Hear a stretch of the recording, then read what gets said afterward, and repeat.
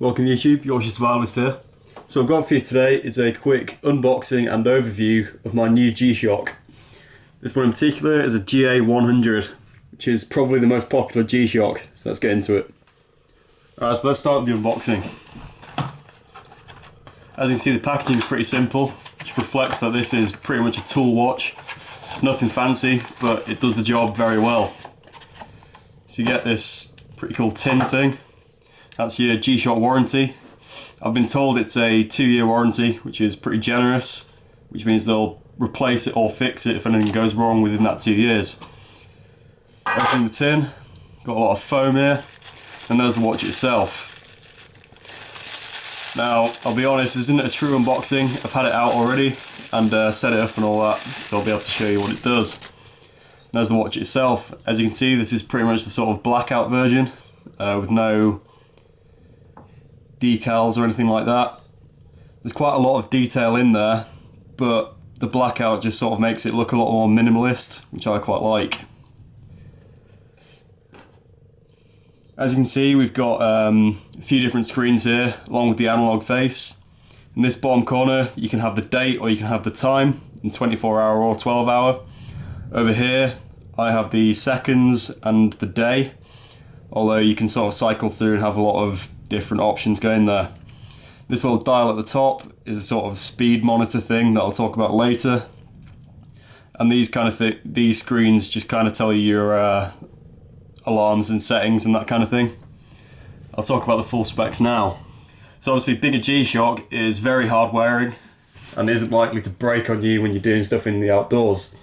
It's magnetic resistant, which is good because a lot of digital watches will just basically go dark if you put it near a big magnet. We've got 200 meter water resistant, we've got a LED backlight, world time with 29 time zones, 4 alarms with 1 snooze alarm, an hourly time signal if you want it, and we've got a 1 in 1,000 second stopwatch. Going down the list, we've got a countdown timer, we've got 24-hour or 12-hour clock, about a 2-year battery depending on how you use it, and a full automatic calendar. Now a lot of people go for watches for survival, outdoor stuff. They'll look for gimmicks basically. So you'll have like a barometer, compass, altimeter. But basically, in my view, you just want something that tells the time and tells the time well. If you need all that extra kit, you'd probably have it in a separate unit anyway. And in my view, there's probably less to go wrong with a more basic watch. In general, I've been a big fan of sort of mechanical watches, at least stuff with quartz movement. I've never been a huge fan of digital, but in hindsight, you're probably better off with a digital because there's less stuff in the inside to get broken, basically, and it tends to make them a bit more shock resistant. So I think a G-Shock is pretty much the ultimate in outdoor watches, effectively. Now you see a lot of claims by all kinds of manufacturers of watches that they make the ultimate military watch. Luminox especially, who claim that their watches are used by Navy SEALs. But in reality, the military runs on G-Shock, and that's the fact of it. So if that's what you're looking for, you basically want a G-Shock. Now, I'll just show you the backlight here. Don't know if you can see that all that well, but this is an insanely bright backlight. You can actually read maps and stuff off it if you need to. The only problem I find so far with it is that it doesn't illuminate the LCD screens in here, so you won't be able to see something like your stopwatch or anything like that, but it does show you the hands. So if you wanted to change your stopwatch or something like that, you'd probably have to get a torch out or something, which to be honest I don't see as a massive problem, because as long as you can see the time with the backlight, I don't really see an issue. Right, so let's take it out and get a quick overview of the actual body of it. As you see, we've got a resin strap, which I believe you can change, and you can swap them out for different straps and that kind of thing. We've got this twin buckle here, which is obviously pretty robust by the looks of it. Not too much on the back, you just have your sort of G-Shock stamp and a few specs. Get an idea of the thickness of it there. I'll get you the actual specs and description. One thing that I do notice about this is that it does have... It's not heavy as such, but you normally expect digital watches like this to be pretty light, but this has actually quite a reassuring weight to it, I'll say.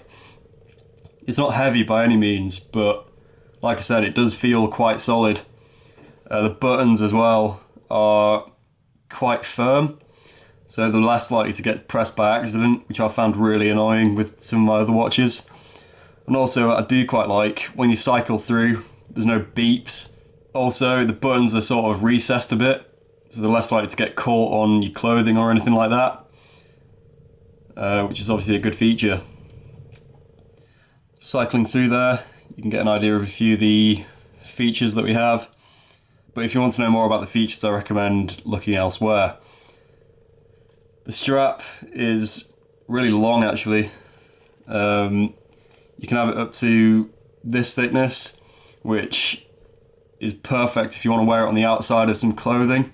The screws look pretty solid. The only thing I don't really like is that they're silver, which kind of conflicts with the blackout look of the whole watch. But it's obviously not a massive issue. So basically, what I'll do is I'm going to use this for a few months and get to know it a bit better. Then I'll report back to you and let you know what I properly think of it. Thanks for watching. If you have any questions, please don't be afraid to comment.